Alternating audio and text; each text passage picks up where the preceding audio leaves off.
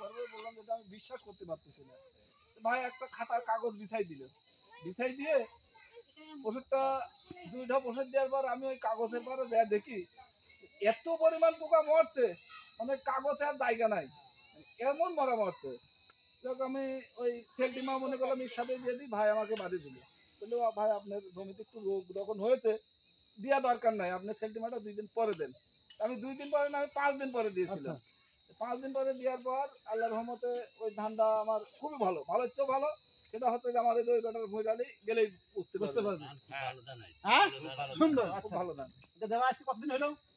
Minimum দিন 15 হচ্ছে। বেশি হবে না? বেশি হয়ে গেছে। না 15 দিন এমন না। দ্বিতীয়বার লাগছে কাল পোকা? না না না, সম্ভাবনা আছে আরো লাগার? না আর কোনো সম্ভাবনা নাই।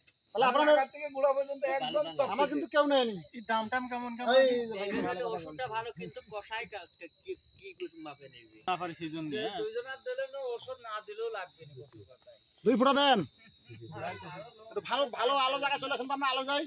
লাইট মার ওই যে আলো আছে ওখানে, লাইট ধর সবাই কিন্তু দেখা যায়, সবাই একটু উঠে আসেন, সবাই দেখেন।